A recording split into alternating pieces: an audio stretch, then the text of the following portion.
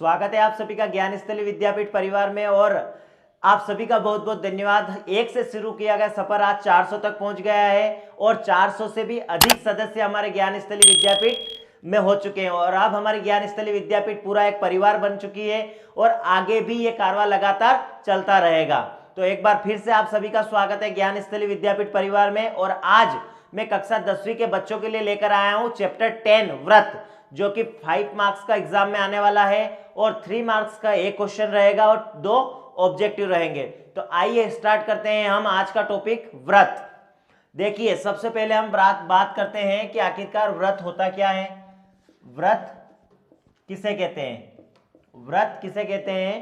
तो एक निश्चित बिंदु से समान दूरी पर स्थित बिंदुओं का बिंदु पथ व्रत कहलाता है। एक निश्चित बिंदु से, निश्चित बिंदु देखिए, ये एक निश्चित बिंदु है और इस निश्चित बिंदु से समान दूरी पर स्थित प्रत्येक बिंदुओं का बिंदु पथ जो होता है, प्रत्येक बिंदुओं का बिंदु पथ जो होगा समान दूरी पर स्थित, वो कहलाएगा व्रत। वो क्या कहलाएगा? व्रत कहलाएगा।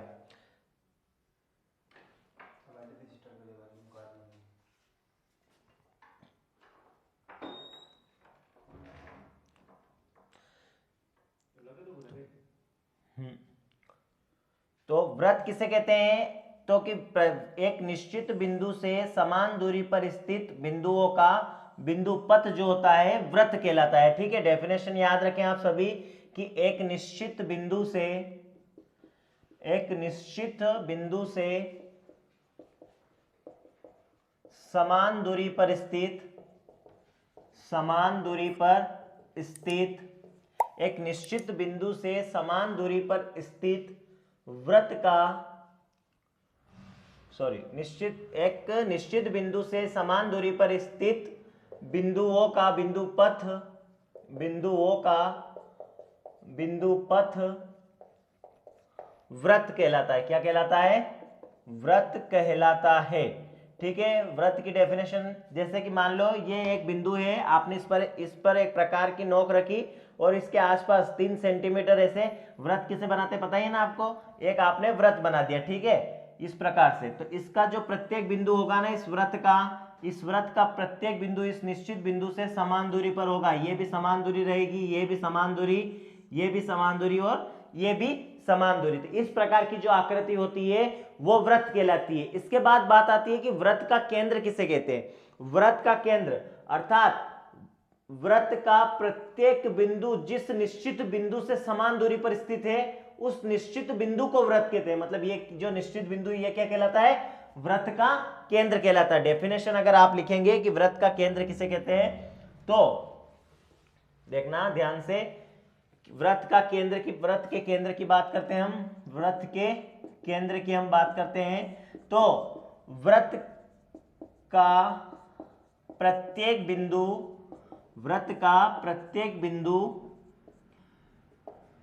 जिस निश्चित बिंदु से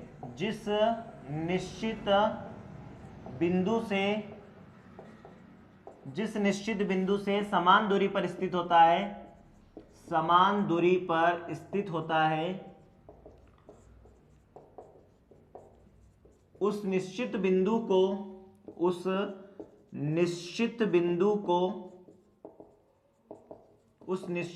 को व्रत का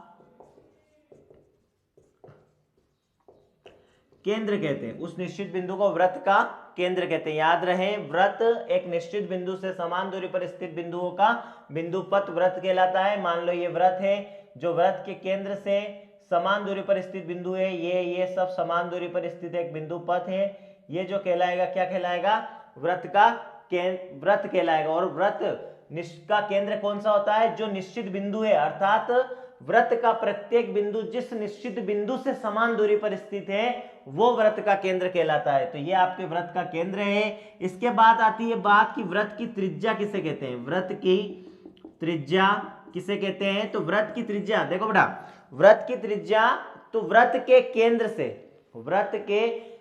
से व्रत की परिधि पर स्थित किसी बिंदु को मिलाने वाला रेखाखंड व्रत की त्रिज्या कहलाती है। परिधि किसे कहते हैं?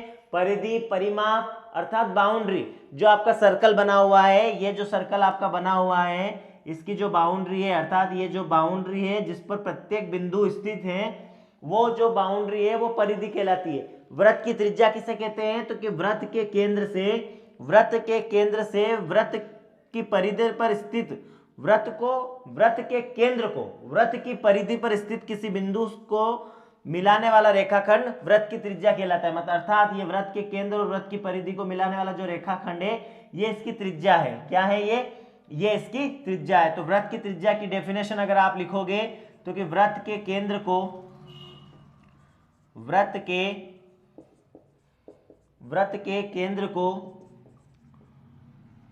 की परिधि पर स्थित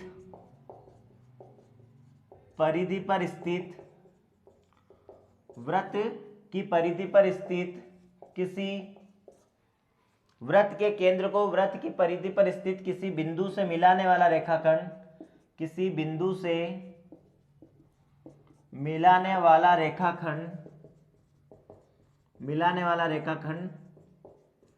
वृत्त की त्रिज्या कहलाता है। क्या कहलाता है? वृत्त की त्रिज्या कहलाता है। वृत्त की त्रिज्या कहलाता है। ये डायग्राम में आपको दिख रहा है, ये वृत्त के केंद्र से वृत्त की परिधि पर स्थित किसी बिंदु को मिलाने वाला रेखाखंड है और ये त्रिज्या है वृत्त की। क्या है ये त्रिज्या है।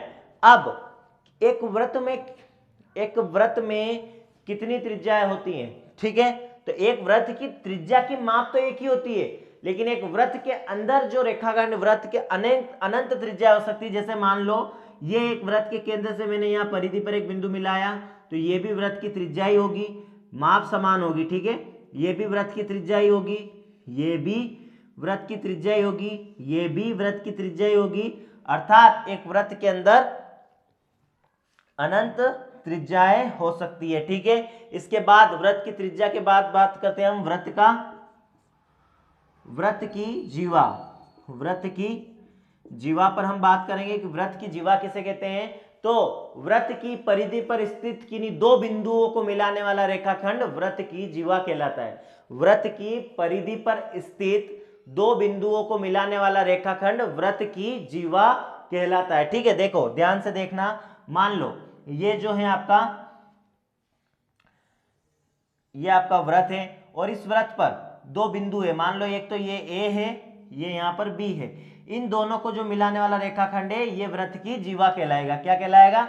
जीवा। या ऐसे भी हो सकता है, मान लो यहाँ पर दो बिंदु है, ये एक पी है एक क्यू है। इन दोनों बिंदुओं को मिलाने वाला रेखाखंड जो होगा वो वृत्त की जीवा कहलाएगा। एक वृत्त के अंदर अनंत जीवाएं हो सकती है। ये भी जीवा है, ये भी जीवा है, ये भी जीवा है, ये भी जीवा है। ठीक है, ये वृत्त की जीवा की बात हो रही है। ठीक है, तो वृत्त की जीवा किसे कहते हैं? तो कि वृत्त की परिधि पर स्थित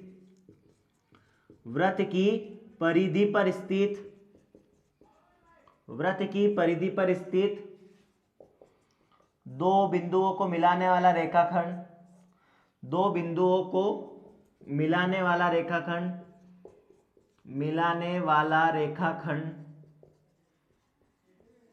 मिलाने वाला रेखाखंड वृत्त की जीवा कहलाता है। क्या कहलाता है? वृत्त की जीवा कहलाता है। आई बात समझ में? वृत्त की जीवा किसे कहते हैं? वृत्त की परिधि पर स्थित दो बिंदुओं को मिलाने वाला रेखाखंड वृत्त की जीवा कहलाता है। मैं आप सभी को ये चीजें क्यों बता रहा हूं 10th क्लास में कि वृत्त स्टार्ट किया और वृत्त का केंद्र, वृत्त की त्रिज्या, वृत्त की जीवा, ये सब क्यों समझा रहा हूं? मैं चाहता हूं कि मैंने अगर वृत्त स्टार्ट किया है तो वृत्त की अवधारणा जो है वो यहीं क्लियर हो जाए, वृत्त से संबंधित सारी जो चीजें हैं वो यहीं क्लियर हो जाए। क्योंकि वृत्त देखो जैसे जैसे हम ये पढ़ते जाएंगे धीरे धीरे मैं आपको वृत्त की स्पर्श रेखा पे ले जाऊंगा, वृत्त की छेदक रेखा पे ले जाऊंगा। ठीक है, इसके बाद हम 10 चैप्टर पूरा कंप्लीट करने के बाद में जो इंपॉर्टेंट क्वेश्चन वो सब करने के बाद में हम चलेंगे 11th आ नहीं रहा है, रचनाएं जो है वो चैप्टर आ नहीं रहा है 10th क्लास में। और 12th जो चैप्टर है वृत्तों से संबंधित क्षेत्रफल में इन सभी चीजों की जरूरत पड़ेगी। तो मैंने सोचा अगर मैंने आज यहाँ वृत्त स्टार्ट किया है तो यहीं से खत्म कर दूं, यहीं इन सब चीजों को क्लियर कर दूं। आ रही बात समझ में? हम 10.1 अभी इसी वीडियो में कंप्लीट कर देंगे, 10.2 जो है वो अगले वीडियो में कंप्लीट कर दूंगा। ठीक है, ये सारी चीजें स्क्रीनशॉट ले लो जल्दी से, जल्दी से स्क्रीनशॉट ले लो इन सब चीजों का। इसके बाद मैं अगला स्टार्ट करता हूं, ठीक है। मिटा दूं, ठीक है। आपने स्क्रीनशॉट ले लिया होगा।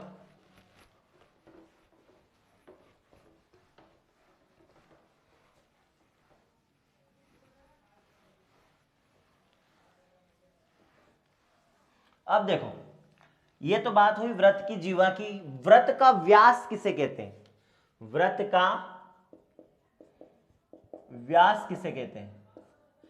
तो ध्यान से डेफिनेशन सुनना। व्रत का व्यास, व्रत के केंद्र से होकर जाने वाली जीवा व्रत का व्यास कहलाती है। व्रत के केंद्र से होकर गुजरने वाली या जाने वाली जीवा व्रत का व्यास कहलाती है, या व्रत की सबसे बड़ी जीवा, व्रत की सबसे बड़ी जीवा व्रत का व्यास कहलाती है। दोनों डेफिनेशंस हैं, ठीक है। तो देखो इधर, ये आपका व्रत है, ये व्रत का आपका सेंटर बिंदु है, केंद्र है। क्या है? ये व्रत का केंद्र है। इस व्रत के केंद्र से होकर जाने वाली जो ये जीवा है ना, जो व्रत की परिधि पर स्थित दो बिंदुओं को मिला रही है, ए बी, ये व्रत के केंद्र से होकर जाने वाली जीवा व्रत का व्यास कहलाती है। और व्रत का व्यास त्रिज्या का 2 गुना होता है। व्रत का व्यास त्रिज्या का 2 गुना होता है। कहने का मतलब ये, मान लो जैसे मैं ये रो फिनिश्ड कर देता हूं इधर वापस, तो ये क्या कहलाएगी? व्रत की त्रिज्या कहलाएगी। क्यों कहलाएगी व्रत की त्रिज्या? मैंने व्रत की त्रिज्या की डेफिनेशन आपको क्या लिखवाई कि व्रत के केंद्र को व्रत की परिधि से मिलाने वाला रेखाखंड व्रत की त्रिज्या कहलाता है, ठीक है। तो वैसे ही इधर से अगर मैं मिलाऊंगा, इधर भी एक व्रत की त्रिज्या खींच दूंगा, ये देखो, ये भी आर हुई, ये भी तो व्रत के केंद्र से परिधि पर स्थित ए को मिला रहा है, व्रत के केंद्र से परिधि पर स्थित बी को मिला रहा है। ये दोनों आर और आर को जब जोड़ दूंगा मैं, तो ये 2r होगा, और 2r होगा तो ये व्रत का व्यास होगा। बिकॉज व्रत के केंद्र से होकर जाने वाला रेखाखंड या व्रत के केंद्र से होकर जाने वाली जीवा व्रत का व्यास कहलाती है। और व्रत का व्यास त्रिज्या का 2 गुना होता है, 2 गुना होता है। हर एक चीज इंपॉर्टेंट है, हर एक चीज 3 स्टार की है, ठीक है। व्रत का व्यास त्रिज्या का 2 गुना होता है, और त्रिज्या का 2 गुना व्यास कहलाता है। त्रिज्या का 2 गुना क्या कहलाता है? व्यास कहलाता है, ठीक है। और व्रत की सबसे बड़ी जीवा व्रत का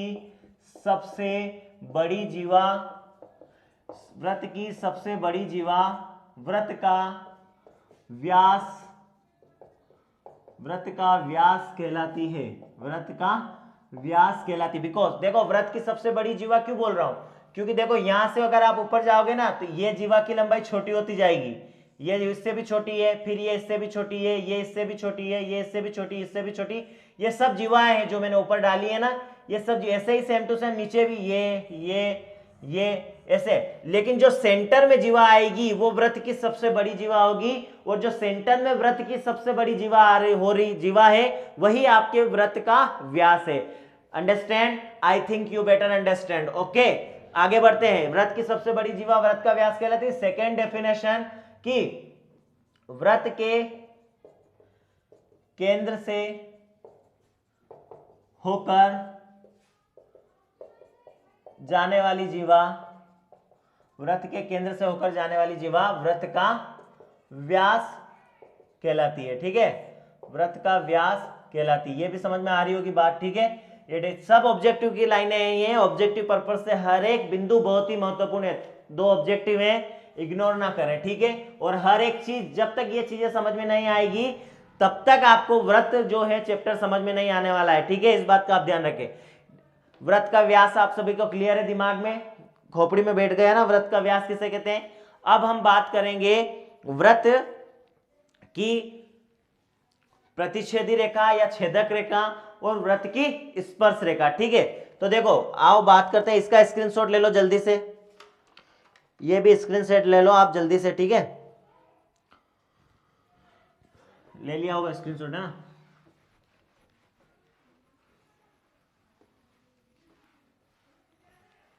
अब देखो इधर, अब आपके लिए व्रत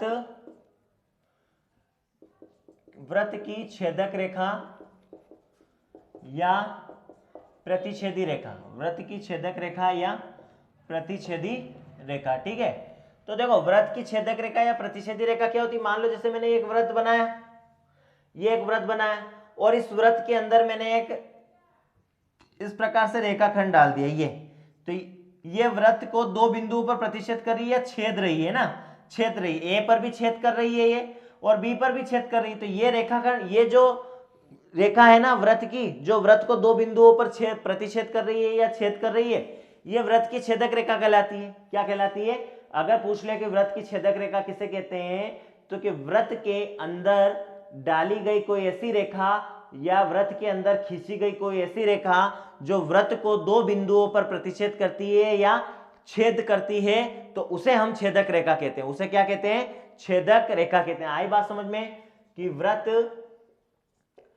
के अंदर डाली गई ऐसी रेखा जो वृत्त को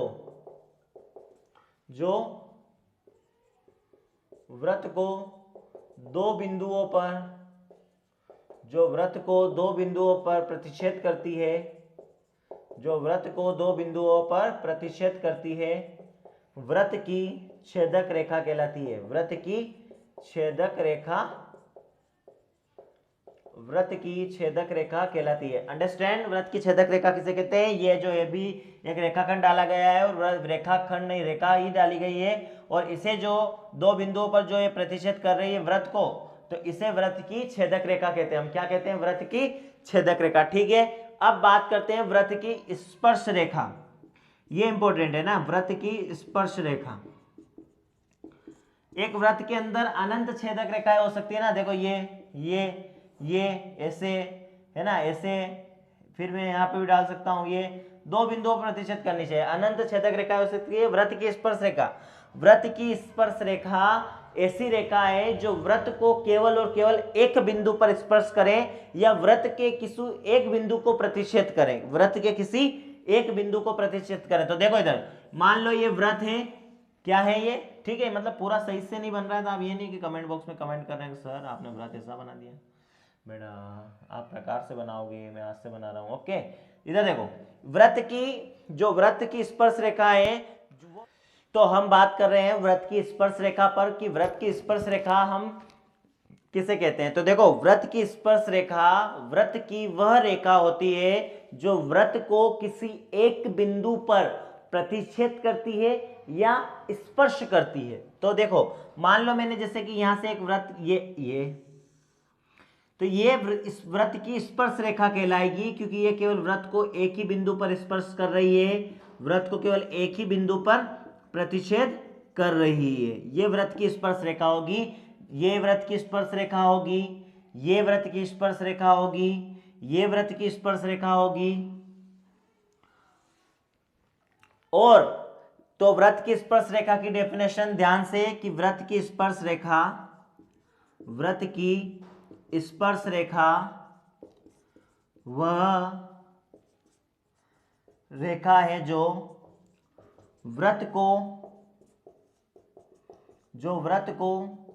किसी एक बिंदु पर, वृत्त को किसी एक बिंदु पर, जो वृत्त को किसी एक बिंदु पर स्पर्श करे या प्रतिच्छेद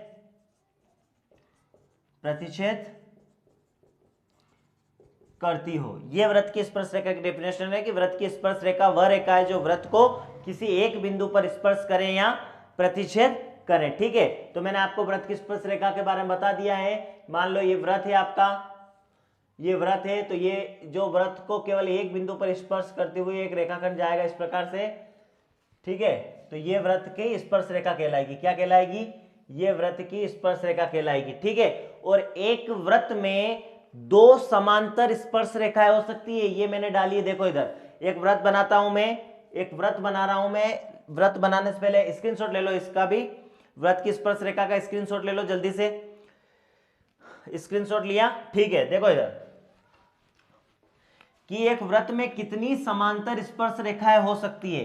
तो एक वृत्त में दो समांतर स्पर्श रेखाएं हो सकती है। समांतर अर्थात जो एक दूसरे के समांतर हो, आमने सामने हो। ठीक है, तो एक वृत्त में दो समांतर स्पर्श रेखाएं हो सकती है। ध्यान से देखें, ये देखो, ये मान लो मैंने दो वृत्त बना है ना, ठीक है। अगर मैं यहां से रेखाखंड डालना स्टार्ट करूं, ये डाला, फिर अगला डालूंगा तो देखो ये डालूं, ऐसे ऐसे ऐसे ऐसे ऐसे ऐसे और फिर ये वाला,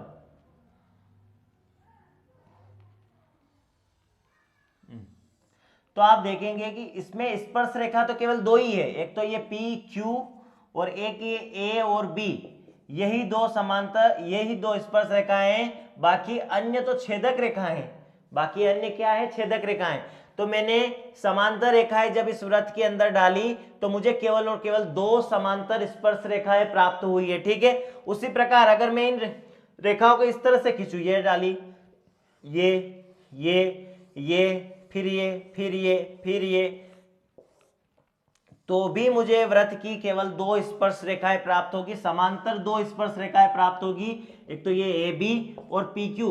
वृत्त में स्पर्श रेखाएं तो अनंत होती है, वृत्त में स्पर्श रेखाएं तो अनंत होगी, लेकिन समांतर स्पर्श रेखाएं केवल दो होगी।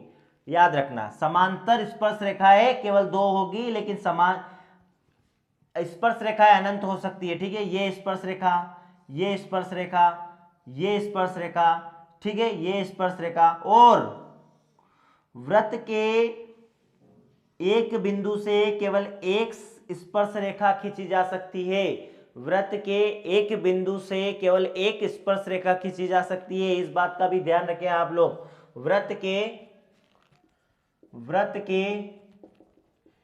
एक बिंदु से केवल एक स्पर्श रेखा खींची जा सकती है, एक स्पर्श रेखा खींची जा सकती है।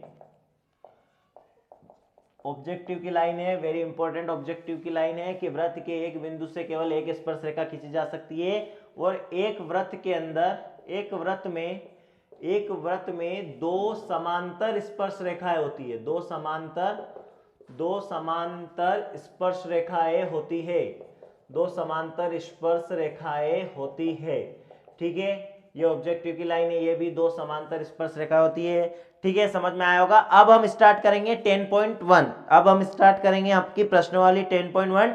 उससे पहले ये भी एक स्क्रीनशॉट ले लो, ठीक है, स्क्रीनशॉट ले लो जल्दी से। और अब हम स्टार्ट करेंगे आपकी प्रश्नावली 10.1, ठीक है। देखो 10.1 आपके सामने किताब में, आप लोग भी खोल लें। और पहला प्रश्न देखें, एक वृत्त की कितनी स्पर्श रेखाएं हो सकती है, एक वृत्त की कितनी स्पर्श रेखाएं हो सकती है। तो मैंने अभी कहा कि एक वृत्त की अनंत स्पर्श रेखाएं हो सकती है। कितनी स्पर्श रेखाएं हो सकती है, अनंत या अनेक, ठीक है, दोनों में से कुछ भी लिख के आओगे सही रहेगा। एक वृत्त की कितनी स्पर्श रेखाएं हो सकती है, अनंत या अनेक, ठीक है। अब कुछ ऑब्जेक्टिव आपको स्क्रीन पर दिख रहे होंगे, एक फोटो आपको स्क्रीन पर दिख रहा है, ध्यान से देखो। पहला ऑब्जेक्टिव है, किसी वृत्त की स्पर्श रेखा उसे खालिस्तान बिंदुओं पर प्रतिच्छेद करती है। एक वृत्त की स्पर्श रेखा उसे एक बिंदु पर प्रतिच्छेद करती है। कितने बिंदु पर प्रतिच्छेद करती है, एक बिंदु पर प्रतिच्छेद करती है। दूसरा ऑब्जेक्टिव पढ़ो, दूसरा ऑब्जेक्टिव क्या है कि वृत्त को दो बिंदुओं पर प्रतिच्छेद करने वाली रेखा को, तो वृत्त को दो बिंदुओं पर प्रतिच्छेद करने वाली रेखा को मैंने बताया आपको छेदक रेखा, कि जो वृत्त को दो बिंदुओं पर प्रतिच्छेद करती है, ये ए पर प्रतिच्छेद कर रही है, ये बी पर प्रतिच्छेद कर रही है, तो क्या कहलाएगी, छेदक रेखा कहलाएगी। क्या कहलाएगी, छेदक रेखा कहलाएगी। तीसरा ऑब्जेक्टिव आप देखो, एक वृत्त की खालिस्तान समांतर स्पर्श रेखा हो सकती है। मैंने अभी बताया एक वृत्त की दो समांतर स्पर्श रेखाएं हो सकती है, केवल और केवल दो समांतर स्पर्श रेखाएं हो सकती है। स्पर्श रेखाएं तो अनंत हो सकती है, लेकिन समांतर केवल दो स्पर्श रेखाएं हो सकती है। या तो ये दो रहे ए बी, ये इस प्रकार से समांतर स्पर्श रेखाएं, और फिर इस प्रकार से समांतर स्पर्श रेखाएं जो केवल वृत्त को स्पर्श करती हुई जाए, ठीक है। ये इस प्रकार से दो समांतर स्पर्श रेखाएं हो सकती है, ठीक है। फिर देखो, वृत्त तथा उसकी स्पर्श रेखा के उभयनिष्ठ बिंदु को स्पर्श बिंदु कहते हैं। क्या कहते हैं, वृत्त तथा, देखो ये वृत्त है और इस वृत्त तथा वृत्त पर स्पर्श रेखा के बिंदु को, देखो ये वृत्त तथा वृत्त के स्पर्श रेखा बिंदु यहां से स्पर्श करते हुए ये इधर आ गई, तो ये जो बिंदु होगा ना, ये स्पर्श बिंदु कहलाएगा। क्या कहलाएगा, ये स्पर्श बिंदु कहलाएगा, कि व्रत तथा उसकी स्पर्श रेखा के उभयनिष्ठ बिंदु को स्पर्श बिंदु कहते हैं। ओके, अब हम सवाल नंबर करेंगे, थर्ड क्वेश्चन इंपॉर्टेंट है, उसको ऑब्जेक्टिव फॉर्म में दे रखा है लेकिन वो एग्जाम में भी आ सकता है, ठीक है, 3 मार्क्स में। अब हम सवाल करेंगे आपका तीसरा सवाल, कौन सा सवाल करेंगे, 10.1 का तीसरा सवाल, और ये आपका इंपॉर्टेंट सवाल है। ओके, तो देखते हैं इस सवाल को, देखो ध्यान से, सवाल आपको स्क्रीन पर दिखाई दे रहा होगा कि 5 सेंटीमीटर त्रिज्या वाले एक वृत्त के बिंदु P पर स्पर्श रेखा PQ केंद्र O से जाने वाली एक रेखा से बिंदु Q पर इस प्रकार मिलती है कि OQ बराबर 12 सेंटीमीटर, तो PQ की लंबाई ज्ञात कीजिए। ठीक है, इस सवाल को हम करने वाले हैं, आपके इंपॉर्टेंट सवाल है मैंने कहा, ठीक है, तो इस बात का ध्यान रहे कि इंपॉर्टेंट सवाल है।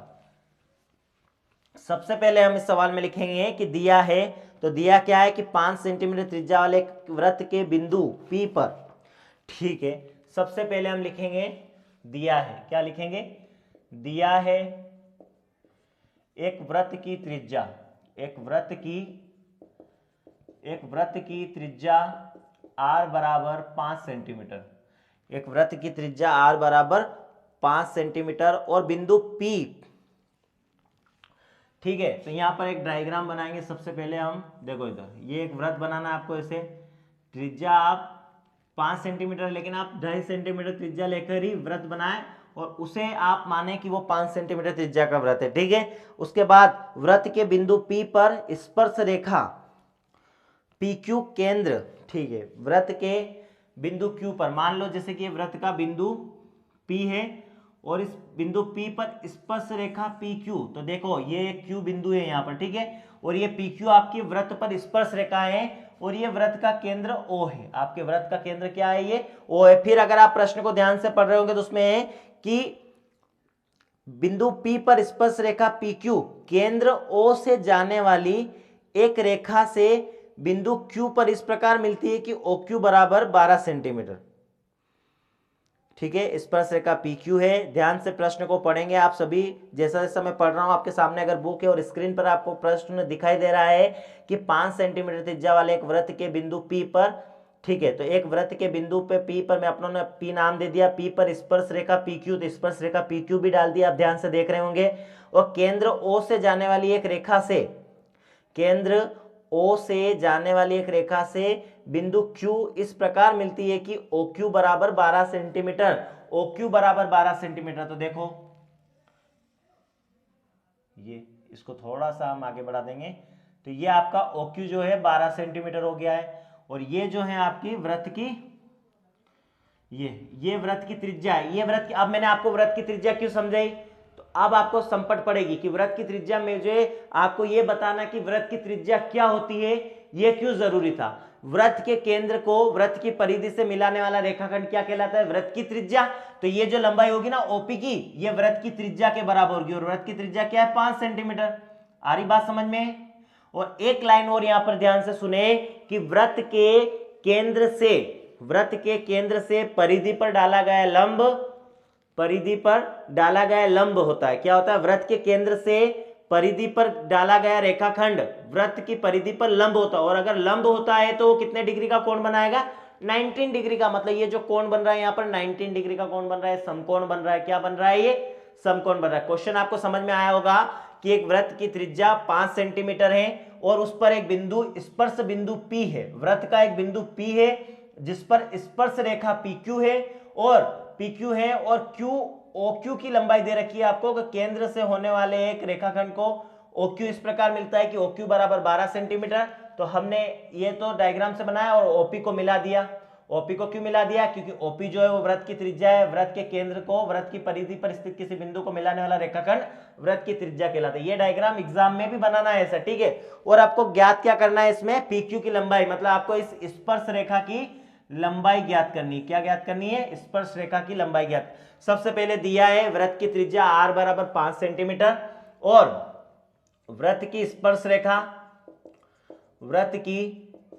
रेखा PQ बराबर क्वेश्चन मार्क, ठीक है। उसके बाद वृत्त OQ बराबर 12 सेंटीमीटर, ठीक है। अब यहां पर ज्ञात करना है यहां पर क्या लिखना है, ज्ञात करना है। तो ज्ञात करना में क्या लिखोगे आप कि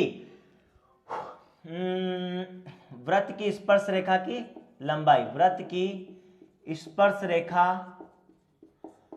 की लंबाई अर्थात PQ बराबर क्वेश्चन मार्क, PQ बराबर क्वेश्चन मार्क। अब अगर आपको यहां पर देखो एक समकोण त्रिभुज दिखाई दे रहा होगा कि ये रेखाखंड आधार है, ये कर्ण है और ये लंब है, ठीक है, और 90 डिग्री का कोण बन रहा है, इसलिए हम इसे समकोण त्रिभुज मान रहे हैं। बस अब कुछ भी नहीं है, आप समकोण त्रिभुज में पाइथागोरस प्रमेय लगाएंगे। पाइथागोरस प्रमेय आप सभी जानते हैं ना, चैप्टर 6 समरूप में आपने पढ़ी होगी पाइथागोरस प्रमेय, और इससे पहले भी आपने 9th क्लास में भी पाइथागोरस प्रमेय से आप रूबरू हुए होंगे कि समकोण त्रिभुज में कर्ण का वर्ग अन्य दो भुजाओं के वर्गों के योग के बराबर होता है, और इसे ही पाइथागोरस प्रमेय कहते हैं, ठीक है। कर्ण का वर्ग अन्य दो भुजाओं के वर्गों के योग के बराबर होता है। तो अब देखिए यहां पर हम लिखेंगे समकोण त्रिभुज, समकोण त्रिभुज OPQ में, समकोण त्रिभुज OPQ में पाइथागोरस प्रमेय से, किससे, पाइथागोरस प्रमेय से, पाइथागोरस प्रमेय से। पाइथागोरस प्रमेय कहती है कि कर्ण का वर्ग अन्य दो भुजाओं के वर्गों के योग के बराबर होता है, मतलब कर्ण स्क्वायर प्लस लंब स्क्वायर प्लस आधार स्क्वायर। अब यहां पर आपको कर्ण क्या दिख रहा है, 12 सेंटीमीटर, तो 12 का वर्ग, और लंब क्या दिख रहा है, 5, तो 5 का वर्ग प्लस आधार स्क्वायर, ठीक है। अब कर्ण का वर्ग मतलब 144, क्योंकि 12 का वर्ग कितना होता है 144, और 5 का वर्ग कितना होता है 25 प्लस आधार स्क्वायर। अब ये 25 बराबर से इधर आएंगे, क्या हो जाएंगे माइनस के, तो ये माइनस बराबर आधार स्क्वायर। 144 में से 144 में से 25 अगर आप माइनस करोगे, 144 में से 25 माइनस करोगे तो 119 बचेंगे, आधार का स्क्वायर। अब इसे पक्षांतर कर लो, पक्षांतर मतलब इसको उधर और इसको उधर, तो आधार के स्क्वायर बराबर 119, और आधार पे से जब स्क्वायर हटेगा तो उधर क्या लगेगा, अंडर रूट। जब भी स्क्वायर हटता है तो अंडर रूट लग जाता है, स्क्वायर इधर से हटाया तो उधर जाएगा तो अंडर रूट लग जाएगा। मतलब आपका आधार कितना है, अंडर रूट 119, मतलब आपका आधार क्या है, PQ।